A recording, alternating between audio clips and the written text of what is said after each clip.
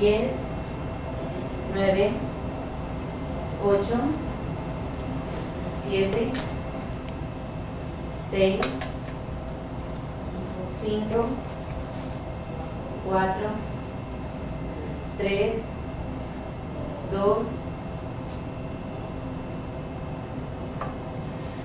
Hola amigos del Universal, ¿qué tal? Muy buenas tardes, qué gusto tenerlos nuevamente en un foro más organizado por la sección cartera. En esta ocasión un tema interesante, seguramente muchos de ustedes en días previos escucharon sobre el tema de que las pensiones del IMSS iban a disminuir o se iban a rasurar, de tal modo que pues, los ahorros que se generaron o la cantidad con la que una persona se iba a jubilar pues iba a resultar menor. Y eso desde entonces pues ha traído muchas inquietudes que queremos hoy justamente resolver, muchos temas relacionados con pues lo que es las pensiones, las afores, lo que va a ser la jubilación para las personas. Por ello hemos invitado a expertos para platicar sobre el tema y quiero presentárselos. Aquí a mi izquierda está Francisco Lerín Mestas, socio director de Chávez Lerín Consultoría. Muchas gracias, Francisco. Gracias a ti, Alberto. Orlando Corona Lara, él es integrante de la Comisión de Seguridad Social del Colegio de Contadores Públicos de México. Muchas gracias. Y por Skype también nos estará acompañando Jorge López Pérez, él es representante de la Coparmex ante la CONSAR y experto en pensiones. Muchas gracias, Jorge, también por acompañarnos. Y amigos del Universal, pues los invitamos a que durante la transmisión nos hagan llegar sus inquietudes, preguntas para hacérselas llegar a nuestros expertos y que nos ayuden a resolverles pues lo más posible pues todas estas inquietudes. En fin, empezamos y bueno, pues la relevancia de la jubilación justo en este tema, como lo comentaba, generó mucha inquietud, mucha incertidumbre. Desde luego, porque se trata de pues el ahorro de toda una vida laboral de las personas. Pues sí, cuando nos dicen, nos llega una noticia de que puede ser menor de lo que uno prevé, pues sí pega en el ánimo, ¿no? Pero bueno, yo creo que si empezamos hablando de la relevancia de lo que es la jubilación, ¿no? No sé quién quiera iniciar. Sí, claro que sí. Yo creo que desde luego es muy relevante. Esta época en la que estamos viviendo actualmente va a pasar en la posteridad, reconocida por varios aspectos, ¿no? Primero por el cambio demográfico, por el cambio en los rangos demográficos, ¿no? Las personas que están en el rango de edad más avanzada están siendo cada vez con mayor representatividad en el total de la población. Y esto pues, se debe desde luego a que los índices de natalidad han reducido, las esperanzas de vida también se han aumentado y finalmente pues tenemos ese fenómeno. Desde luego, la vejez no es un problema en sí, sino es un logro de la humanidad, es un logro del desarrollo científico, sin lugar a dudas. El gran reto será dotar a las personas mayores de recursos para que puedan llevar a cabo una vida digna. Entonces, ese me parece que ese es un tema fundamental que hay que atender, desde luego. El tema de la pobreza en la vejez es un tema fundamental que debe preocuparnos a todos. Hoy nuestros sistemas de pensiones prácticamente están enfocados a cubrir a los trabajadores formales, digamos, ¿no? Cuando en realidad debemos de poner en el centro la atención a la persona, sin importar si es trabajador formal o informal, si es de gobierno, sector empresa, en fin, debe estar en el centro fundamental. Por eso la importancia es fundamental, no solo en México, sino en el mundo. Ese es un tema que a muchos estados les está preocupando en la actualidad. Francisco, el sistema de pensiones en México, nos comentaba Orlando Corona, ¿qué tan, digamos, efectivo, ágil ha estado siendo ante una situación como la que nos pinta, con un panorama demográfico en donde sí está disminuyendo el índice de natalidad, pero está creciendo también la esperanza de vida de las personas, y esto pues yo creo que sí le da una cierta presión pues al sistema, ¿no? Sí, mira, la verdad es que tiene mucha razón Orlando, en el sentido de que el sistema de pensiones está diseñado para los trabajadores formales, y en ese sentido podemos distinguir, digamos, dos tipos de trabajadores formales, o clasificaremos en dos grupos. El grupo de los trabajadores que empezaron a cotizar en el Seguro Social con anterioridad al 1 de julio de 1973, y el grupo de los trabajadores que empezaron a cotizar después del 1 de julio de 1973. Y 1997, perdón, porque hubo una reforma a la Ley del Seguro Social en 1997 que cambió drásticamente el sistema de pensiones. Con anterioridad a 1997 toda la gente tenía que aspirar a una pensión del Seguro Social.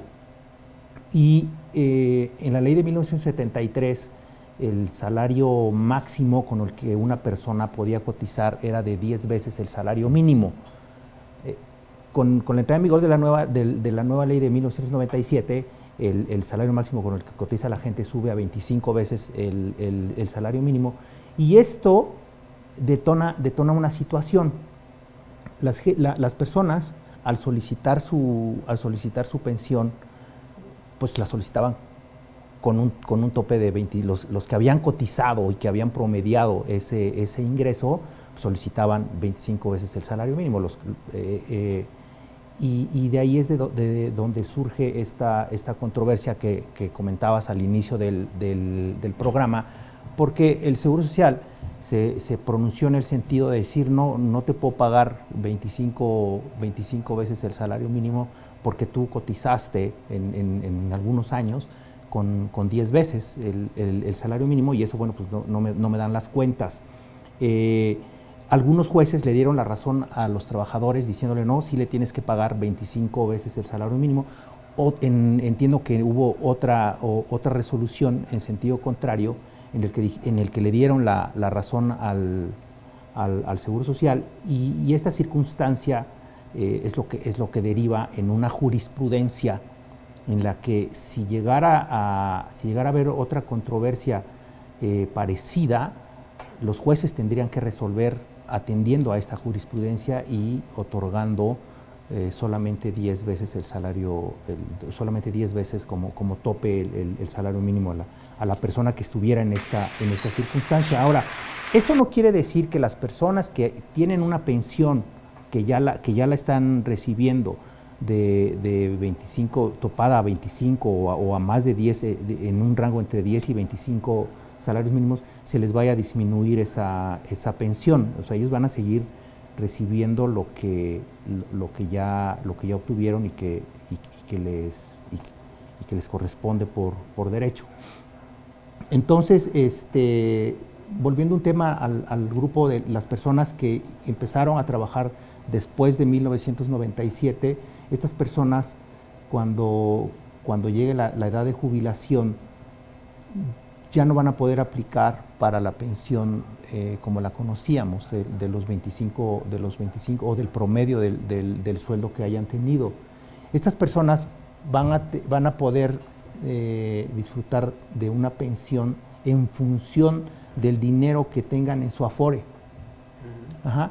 Entonces, dependiendo del saldo que tengan en su Afore, les puede alcanzar para que compren con una compañía de seguros una pensión de renta vitalicia.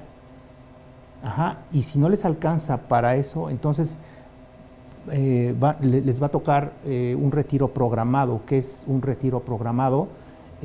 Que del saldo que tienen se les irán entregando mensualmente cantidades hasta que esto se agote. Y si no les alcanza ni para uno ni para otra, el gobierno lo que hace es garantizarles una pensión mínima de un salario mínimo. Muy bien. Jorge López. Hola, Alberto. Muchas gracias por estar con nosotros. Él está vía Skype para aquellas personas que se están incorporando a esta transmisión. Jorge López, tú eres representante de la Coparmex ante la CONSAR y también eres experto en el tema de pensiones. Jorge, dime, ¿está garantizada la pensión para las personas, sobre todo hablando de aquellas que están en el sistema de 1973? Justo por lo que comentaba al principio de la transmisión, cuando hacía la introducción, de que había como esta inquietud de que podían disminuir o rasurarse las pensiones de estas personas, de este grupo. Gracias, Alberto. Gusto en saludarte a ti y a Francisco y Orlando. Me da gusto saludarlos igual y a todo tu auditorio. Me parece muy importante tanto lo que han dicho mis compañeros como lo que estás señalando tú.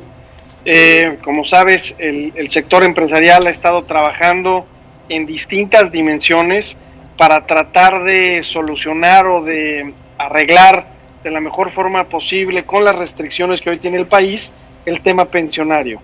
Primero, si está garantizado o no está garantizado, yo te diría que las pensiones de quienes cotizamos en la ley del 73 están garantizadas por el gobierno federal, y yo te diría que en la medida en la que alcanza el presupuesto.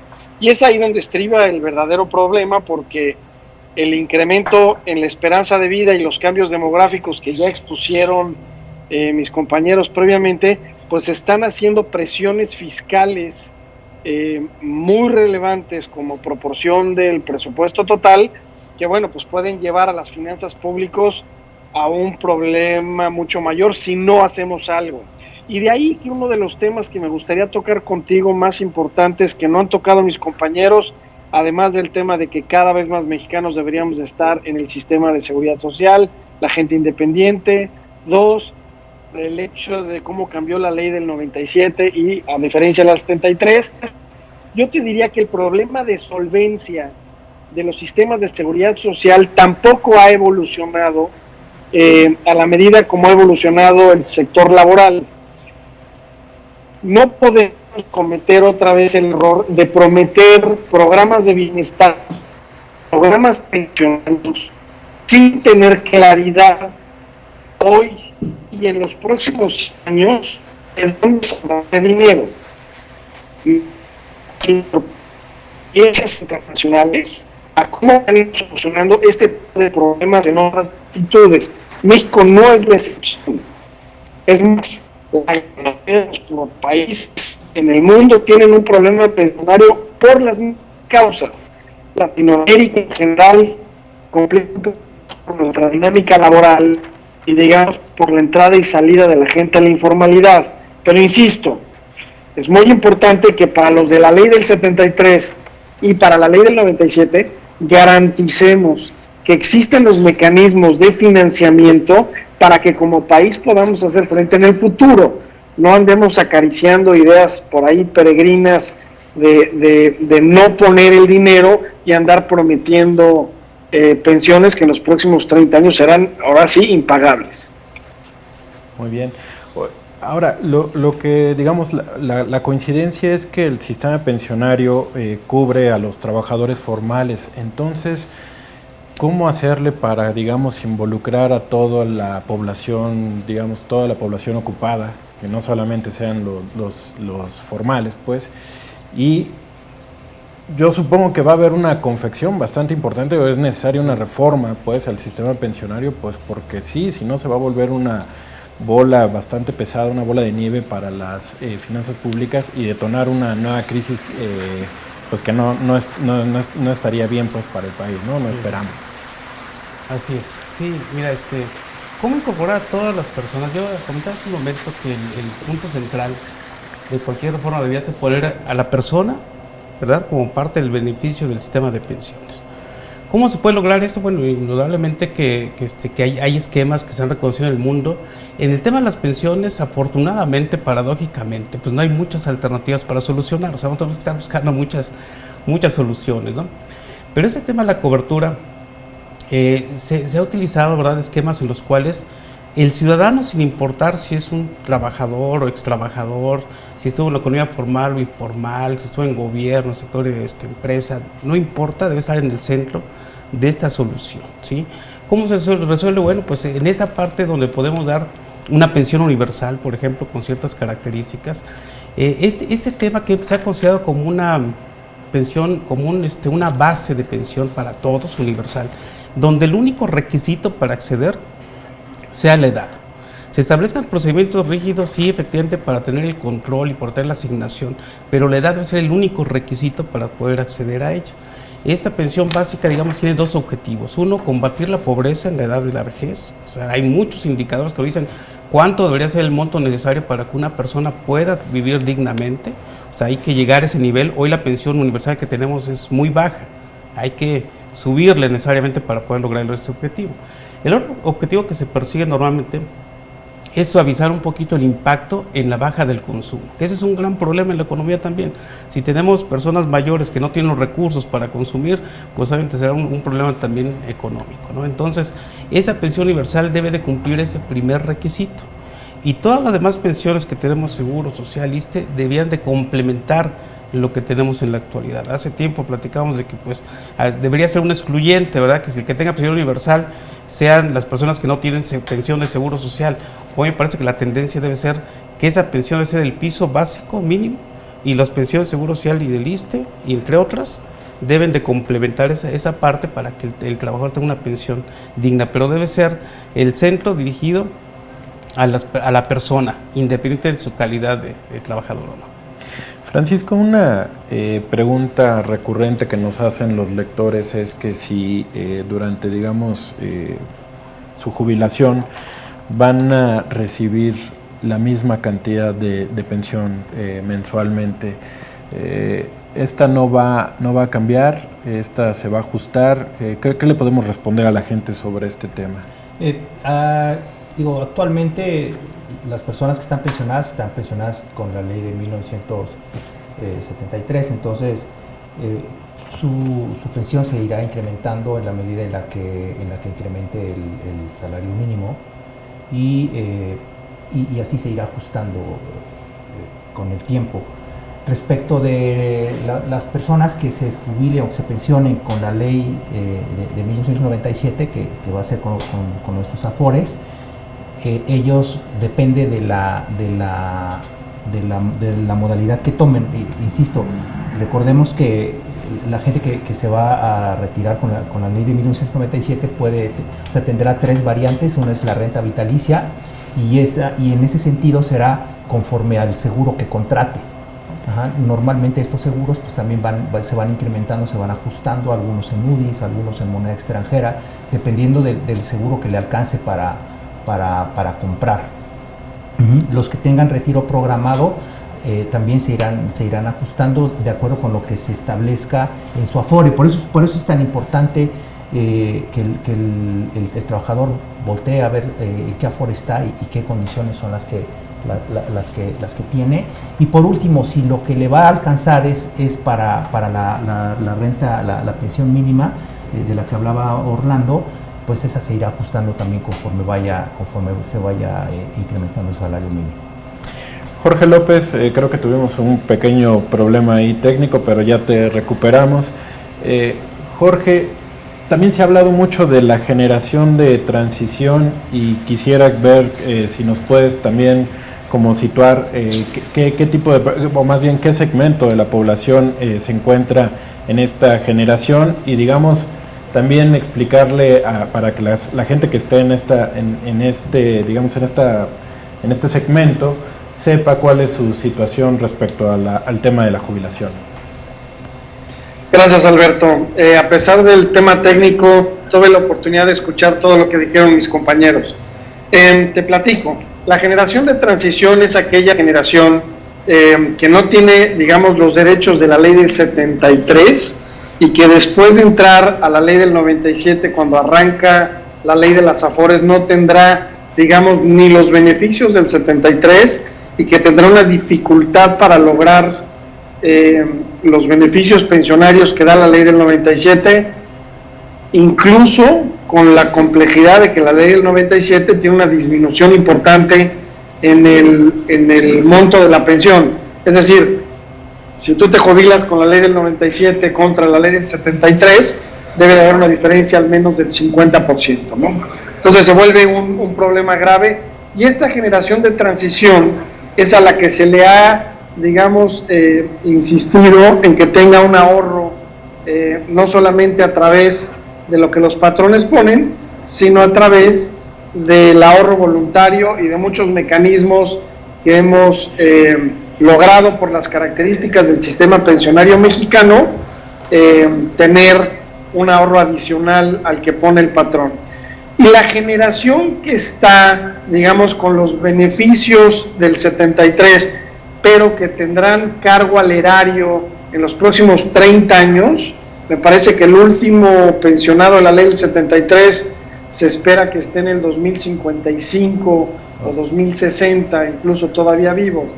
Esa generación de transición de la ley del 73 al 97, bueno, pues digamos que tendrá derecho a los beneficios de la ley del 73, pero como país tendremos la presión fiscal de dónde saldrán los recursos para financiarlas.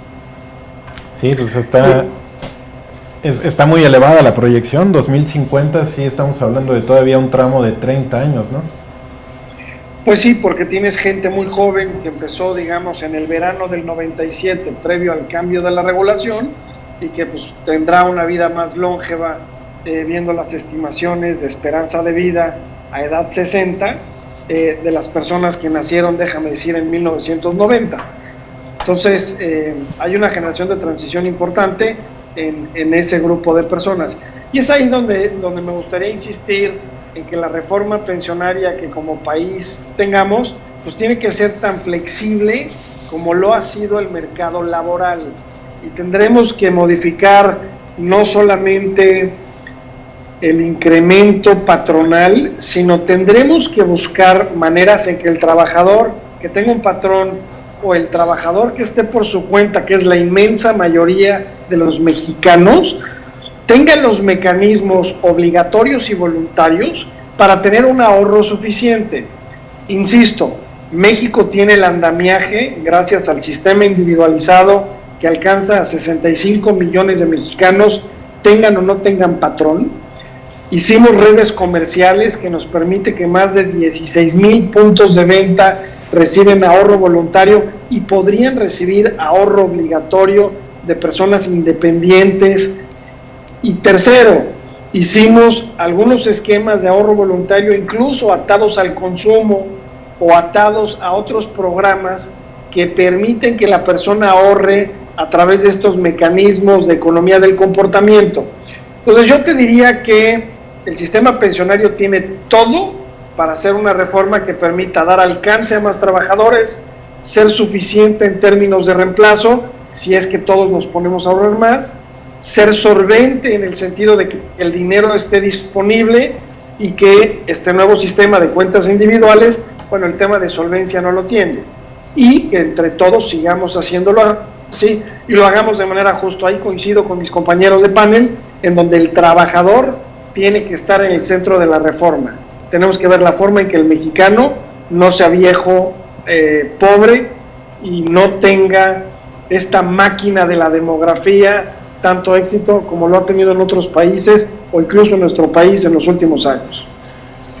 Por ahí, digo, para evitar, como se ha dicho en algunas ocasiones, que evitar que México sea un país de viejos pobres y enfermos, ¿no? Además, así es. Lo que sí quisiera preguntarles, y es una pregunta para quien quiera responderme, de lo que estoy entendiendo, la generación de transición es la más vulnerable dentro de estas, y si tenemos una idea de cuántas personas se encuentran en este segmento.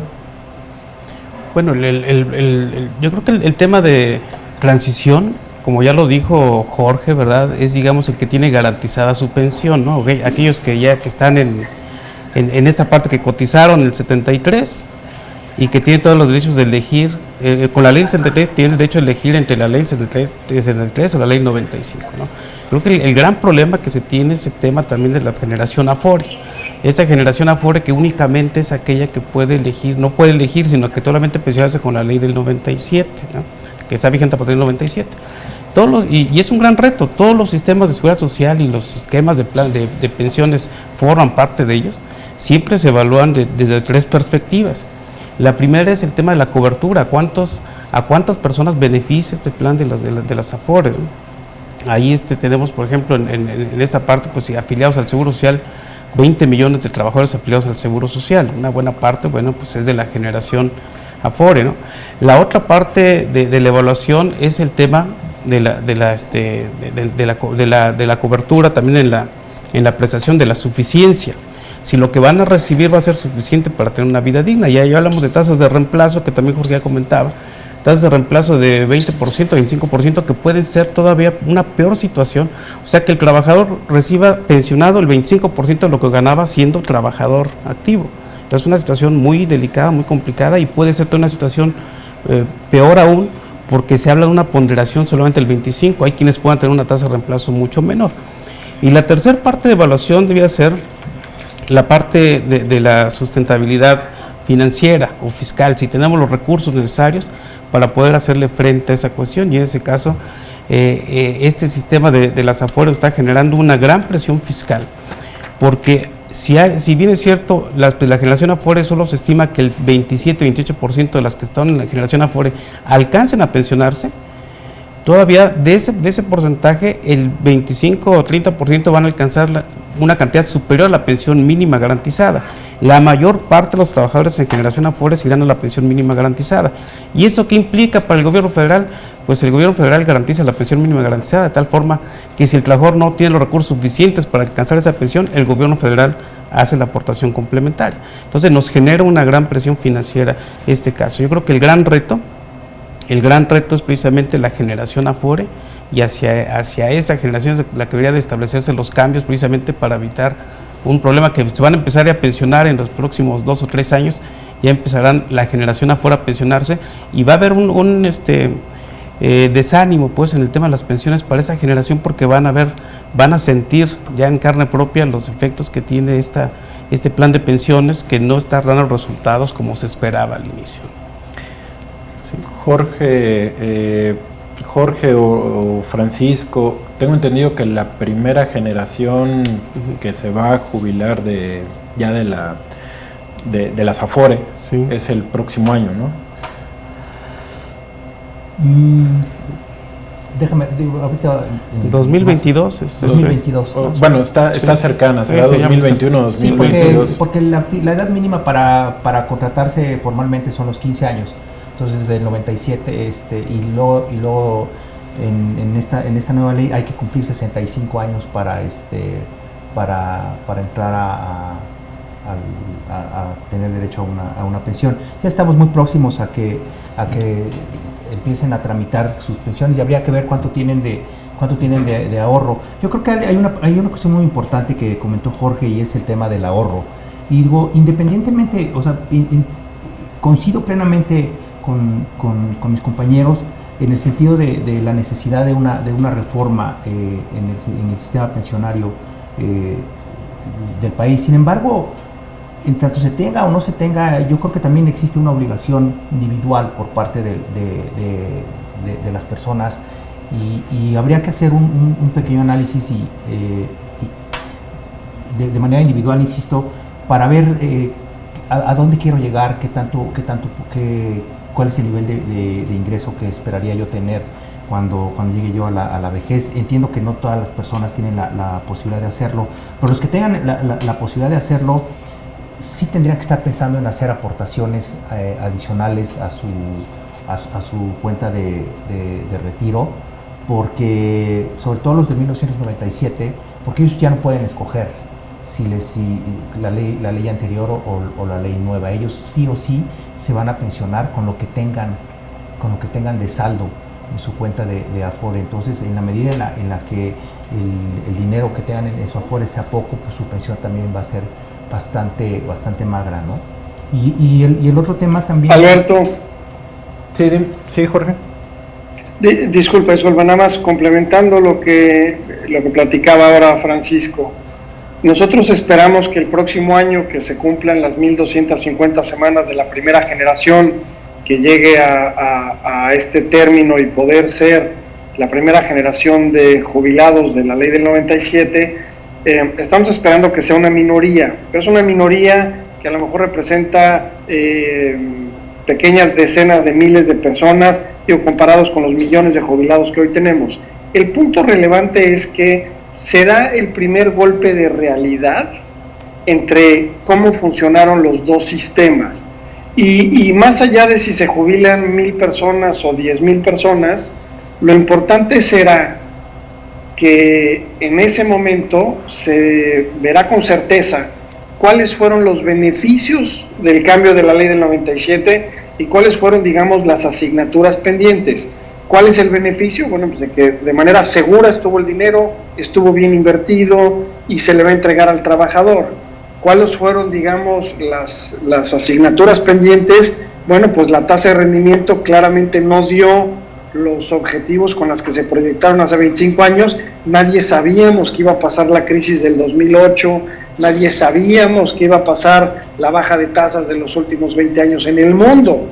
Pero también, digamos, como asignatura tenemos el aportar el 6.5, pues claramente en ningún plan de ahorro te permite jubilarte de manera digna si no le pones al menos el 14 o el 15% de tu último sueldo. Y por último, reiterar que pues, tendríamos que estar buscando cómo todas las formas laborales permiten ahorrar de forma más fácil a los mexicanos. Entonces, yo te diría que en términos numéricos son muy pocos los que pueden llegar como proporción de población, pero yo te diría que serán muy simbólicos. Y es por eso que la urgencia de tener una reforma pensionaria para el país en los próximos meses o en los próximos años es imperante, porque nos adelantaremos, digamos, a las posibles críticas que pueda haber al sistema pensionario y a la peor crítica que sería al no habernos adelantado a hacer un cambio sabiendo lo que sabemos que va a pasar. Muy interesante. ¿Ibas a concluir algún tema, Francisco? No, básicamente recalcar este tema del ahorro personalizado y la otra cuestión también es algo que también ha estado un tema que ha estado muy en boga, que es el tema de los sueldos de las compañías de outsourcing, que inclusive hay empleados que ya piden que los contraten en alguna de estas modalidades porque ven un beneficio inmediato de menores retenciones de impuestos. Sin embargo, hay que tomar en cuenta que las aportaciones que se están haciendo a sus cuentas de retiro están hechas con base en el sueldo que tienen en el Seguro Social. Entonces, si el sueldo que tienen en el Seguro Social es muy bajo, sus aportaciones a la Afore también están siendo muy bajas y eso va a incidir directamente en la pensión que van a ir a tramitar más adelante, ¿no? Entonces, creo que es un tema bastante complicado por donde lo querramos ver, y pues ojalá y sí tengamos las reformas necesarias, ¿no? Muy bien. Yo nada más quisiera, de este dato que nos comentas, Jorge, quizás, como dices, va a ser una proporción de la población pequeña, aquella que se va a jubilar el próximo año de esta generación del 97, generación Afore. Va a ser muy pequeña, pero va a ser muy simbólico y va a ser como la primera, como lo decías tú, el primer golpe de realidad sobre lo que es pues este nuevo sistema de pensiones. Lo que quisiera preguntarles es, esta es una llamada de atención para todavía la gente que tiene posibilidad de hacer un ahorro voluntario, pues para, digamos, evitar, porque mucha gente de la que se va a jubilar esta primera generación, pues se va a jubilar con 25%, ¿no? Decían de su último, del ingreso final, insuficiente, pues, para una vida digna.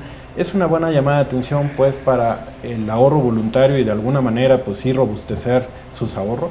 Claro que sí, indudablemente. Yo creo que el tema del ahorro voluntario es fundamental y es una participación también de todos, ¿no? Del Estado, del trabajador y de la empresa, ¿no? ¿Por qué de todos? Porque también debe haber ciertos incentivos, ¿no? Por ejemplo, en materia fiscal, el gobierno federal debía dar incentivos para las empresas que hacen aportaciones en beneficio de sus trabajadores. Hoy los beneficios están limitados porque no se puede llevar a cabo una deducción total.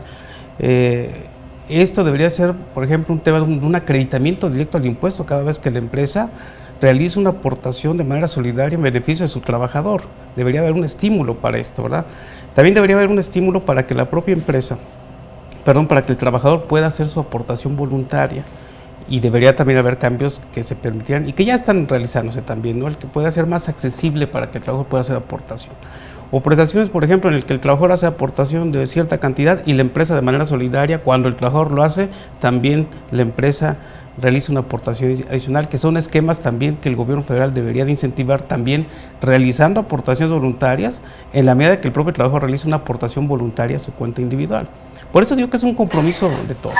Indudablemente el principal interesado es el trabajador, porque efectivamente el ahorro voluntario va a ser pues, una de las alternativas para ver mejorados los recursos que obtenga al momento de su vejez, que es justamente cuando más lo va a necesitar, ¿no? Indudablemente es una solución que debe de tomarse en cuenta y que hoy debemos hacer el llamado a todos los trabajadores para que lleven a cabo una aportación, incremento de su aportación voluntaria, que es en beneficio para ellos mismos. Francisco, y también... Alberto. Sí, Jorge, cuéntame. Disculpa, Alberto, nada más por temas tecnológicos es posible que se corte ya mi llamada en unos 3 minutos. Quisiera aprovechar para contestar, si me permite, Francisco, antes de él. Sí, adelante. Adelante. Les agradezco muchísimo. A mí me parece que el tema que tocas es toral. El principal responsable de cómo llegas a adulto mayor eres tú. Y tú fuiste el que tomaste la decisión de cómo fuiste organizando tu vida laboral, tu vida familiar, tus créditos. Es decir, poner en orden tus finanzas personales de corto, mediano y largo plazo es responsabilidad tuya. Evidentemente el Estado regula y te pone las mejores condiciones, y el sector privado te ayuda poniendo, digamos, los servicios, ¿no? México tiene una enorme oportunidad porque tiene un sistema financiero de afores regulado, digamos que a costos eficientes y muy bien invertidos. Y además la CONSAR en los últimos 5 años hizo una serie de reformas que permiten todas estas redes comerciales y permiten una serie de mecanismos de ahorro que podríamos convertir en obligatorio, pero que hoy son voluntarios. Déjame ponerte el ejemplo. Hay un concepto que se llama millas para el retiro, donde la gente ahorra a través de lo que gasta y ata sus tarjetas de crédito o de débito. Aquí se están aprovechando del concepto de comportamiento, de economía del comportamiento, porque la gente lo que le gusta es gastar, no le gusta ahorrar. Y lo que se logró con este concepto estudiado en muchos lugares del mundo es, la gente puede cambiar los resultados de un mal hábito asociándolo a un hábito que le causa placer. En este caso son las compras. Si las personas logran cambiar, digamos, la mentalidad de decir, bueno, pues me voy a meter este programa en donde mientras más gasto o mientras gasto con mis medios de pago normales, un pedacito se va a mi ahorro, sin darse cuenta, están logrando que una medida económica de su familia, es decir, el gasto que se deduce del ingreso que recibes, de forma automática ya pasa a una cuenta que no tuvieron que abrir. Recuerdo, 65 millones de mexicanos ya tienen abierta esta cuenta, que está bien invertida y que cobra comisiones justas. En ese sentido, a mí me parece que es un llamado para que primero la autoridad, los empresarios y los trabajadores busquemos una reforma que aproveche esta infraestructura, las experiencias internacionales, las nuevas formas laborales y la economía del comportamiento que tantos premios Nobel ha ganado en los últimos 5 años. Muy bien. Francisco, yo quería preguntarte si, así como hacía la pregunta de si este es un buen momento o una buena llamada de atención para la gente para que aporte más de manera voluntaria, si también es un buen momento para aquella gente que desconoce, si se ponga a revisar cuál es la afore que más le conviene, cuál le puede generar rendimientos. ¿Es conveniente que hagan este ejercicio? Sí, por supuesto, yo coincido totalmente con lo que dijo Jorge. Es responsabilidad de cada ciudadano el pensar en cómo va a llegar a su vejez y cómo la quiere vivir. Entonces, hay gente que ni siquiera sabe en qué afore está, ¿no? Entonces, mucho menos va a saber cuál le conviene más, cuántas veces se puede cambiar, qué tiene que hacer para cambiarse de afore, etcétera. La verdad es que la Conducef ha hecho, creo, una labor de información bastante buena, en el sentido de que está publicitando normalmente cuáles son las afores que tienen más rendimientos y cuáles son las afores que también tienen más comisiones, y en consecuencia una combinación de ambas nos llevaría a la afore que financieramente nos conviene más. Eso es por un lado, y por otro lado, el pensar que, si bien es cierto que los sistemas de pensiones adicionales que establecen las empresas tienen demasiadas limitantes y tienen demasiadas restricciones, sí existe un estímulo fiscal para el ahorro para el retiro. Hay una deducción personal que se puede hacer, que se puede tomar al momento de presentar la declaración anual por el hecho de hacer aportaciones voluntarias al ahorro para el retiro. Entonces, podríamos inclusive pues, abatir la carga del impuesto anual o algunas veces generar algún saldo a favor por el simple hecho de hacer aportaciones adicionales a nuestra cuenta de retiro. Existe una calculadora, un simulador en la página de la Conducef, en donde uno puede introducir los datos personales y la calculadora hace un cálculo de lo que podría ser nuestra pensión. Yo creo que vale la pena hacer ese cálculo, vale la pena hacer ese ejercicio y ver qué es lo que... entender a qué se refería Jorge, a qué se refería Orlando cuando hablaban de la tasa de esa tasa famosa de conversión. La tasa de conversión es eso, una persona que hoy tiene un salario de 30,000 pesos y suponiendo que mantuviera ese mismo salario durante toda su vida laboral o un salario así, que no tuviera cortes, que constantemente estuviera empleado y que sea de la generación Afore, su pensión va a ser de alrededor de 7,000 o 8,000 pesos. Eso es lo que le va a tocar si no hace aportaciones voluntarias, ¿no? Entonces la verdad es que sí es bastante preocupante. Muy bien, pues hemos llegado al final de la transmisión. Yo quisiera regalarles un minuto para que nos compartan una reflexión. Quisiera empezar por Jorge porque nos advertía que por problemas técnicos pudiera cortarse la comunicación. Así es que Jorge, una reflexión en un minuto sobre el tema. Gracias, Alberto, te lo aprecio muchísimo.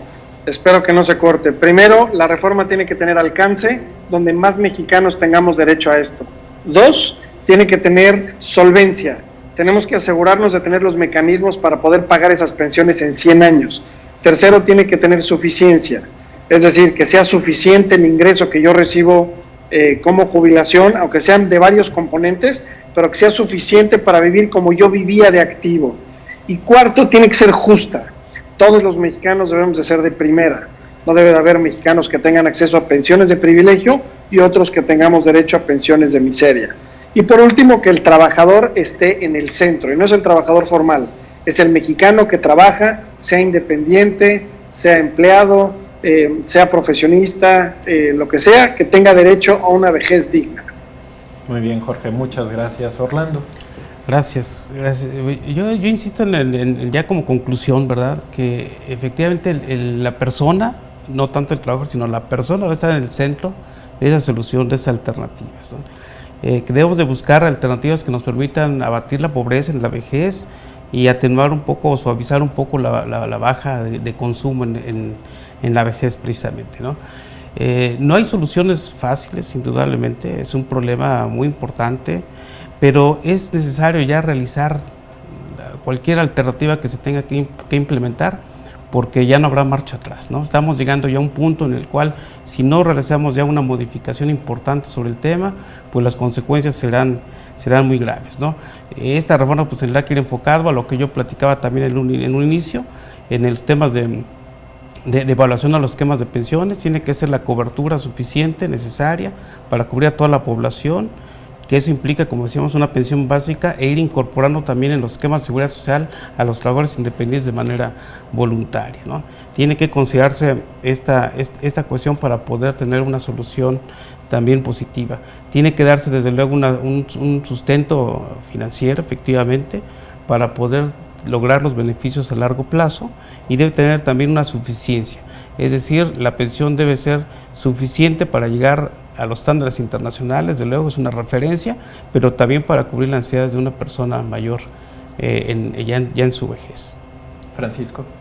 Pues yo insistir básicamente en que nos informemos, esto de que ojos que no ven y corazón que no siente debería de ser quitado, borrado de nuestra mentalidad, en el sentido de informarnos cómo estamos cotizando, cuál es la Afore que tenemos y sobre todo con las condiciones con las que tenemos hoy en día, qué nos espera en el futuro, y sentarnos a pensar un poquito en que algún día los jóvenes van a dejar de ser jóvenes, los no tan jóvenes nos estamos acercando más a la vejez, y tendríamos que pensar que pues ya está, pues puede ser que esté a la vuelta de la esquina y que a lo mejor no tenemos los recursos suficientes, pero pues nunca es tarde, ¿no? Para pensarlo. Muy bien, pues ahí están las reflexiones de los expertos. Yo lo que les sugiero de verdad es que sí agarren la calculadora de la Afore Móvil.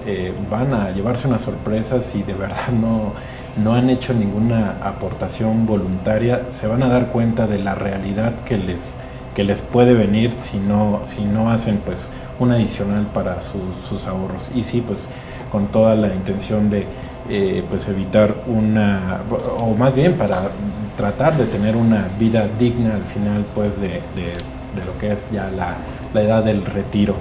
Y pues también coincido mucho con lo que dice Jorge López, pues no puede haber jubilados de primera y jubilados de segunda, así es que pues ojalá que también pues autoridades, empresas y los mismos trabajadores pues hagan en conjunto un trabajo importante pues para mejorar el sistema relacionado con las pensiones. En fin, pues les agradezco Francisco, Orlando, Jorge que nos hayan acompañado, y a ustedes amigos del Universal también les agradezco mucho que estuvieran con nosotros. Los invitamos a que permanezcan en las plataformas del Universal, y aquí el próximo jueves nos vemos en un foro más de cartera. Muy buenas tardes. Gracias. Gracias. Hasta luego.